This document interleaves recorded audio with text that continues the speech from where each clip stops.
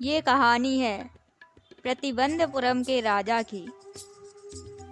जब उनका जन्म हुआ तो ज्योतिषी ने भविष्यवाणी की, इस बच्चे की मृत्यु बाघ के कारण होगी महाराज। तभी बालक बोल पड़ा, इस दुनिया में जिसने भी जन्म लिया है उसे एक न एक दिन मरना ही पड़ता है। सभी लोगों को आश्चर्य हुआ, इतना छोटा बालक आखिर बोल कैसे पड़ा। बच्चे ने चेतावनी दी, सभी टाइगर सावधान हो जाए, एक दिन वह सबको मार डालूंगा। बच्चा 20 वर्ष में राजा बन गया। सभी ने उसे भविष्यवाणी के बारे में याद दिलाया। फिर वह राजा एक टाइगर को मारकर ज्योतिषी के पास गया। तुमने हमें झूठी भविष्यवाणी बताई, हम तुम्हें मृत्यु दंड देते हैं। ज्योतिषी, महाराज, हमारी भविष्यवाणी कभी झूठी सिद्ध नहीं होती। हम जो कहते हैं वह सत्य ही होता है। आप इसी तरह 99 टाइगर मार देंगे, परंतु जो 100वां टाइगर होगा वह आपकी मृत्यु का कारण बनेगा। तुम हमें चुनौती दे रहे हो।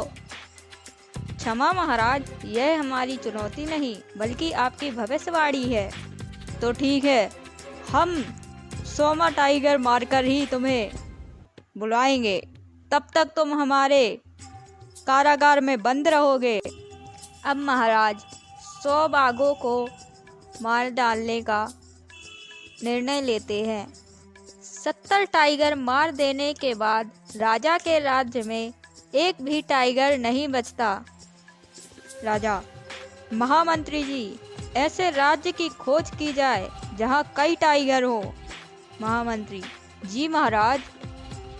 महामंत्री और उसके सिपाही ऐसे राज्य की खोज में निकल पड़ते हैं और वह राज्य मिलने के पश्चात परिणाम, महाराज, हमें वह राज्य मिल चुका है, परंतु आप वहां शिकार पर कैसे जाएंगे। महाराज, हम वहां राजकुमारी से विवाह कर वहां का शिकार करने जाएंगे। विवाह का प्रस्ताव भेजा जाए। मंत्री, जैसी आपकी आज्ञा महाराज। 99 टाइगर मर चुके थे, परंतु वहां के टाइगर भी समाप्त हो गए। महाराज अपने लक्ष्य को प्राप्त करने के बहुत नज़दीक थे और उत्सुक भी, परंतु उन्हें एक भी टाइगर नहीं मिला। महाराज ने मंत्री को आदेश दिया, मंत्री जी, कहीं से भी कैसे भी आप टाइगर की खोज करेंगे। जी महाराज। मंत्री और सिपाही खोज के लिए निकल पड़े। अंततः उन्हें बहुत बूढ़ा और लाचार टाइगर मिला। उन्होंने उसे प्रतिबंधपुरम के जंगल में छोड़ दिया और महाराज को टाइगर के मिलने की खबर दी गई।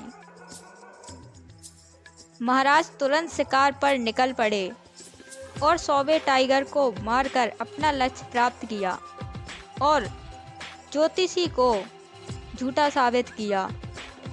महाराज, मंत्री जी, आज हम बहुत प्रसन्न हैं। हमारे लक्ष्य की प्राप्ति के लिए एक भव्य शोभा यात्रा निकाली जाए। राज्य में सभी को पता होना चाहिए कि महाराज जो प्रण लेते हैं उसे पूर्ण करते हैं। शिकारी टाइगर की खाल लेने टाइगर के पास गए तो उन्होंने देखा, अरे टाइगर तो जिंदा है। लगता है ये गोली की आवाज़ से ही बेहोश हो गया। हमें महाराज को बता देना चाहिए। पागल हो क्या? महाराज हमें मार डालेंगे। तो क्या करें? हम इस टाइगर को स्वयं ही मार देते हैं। हाँ।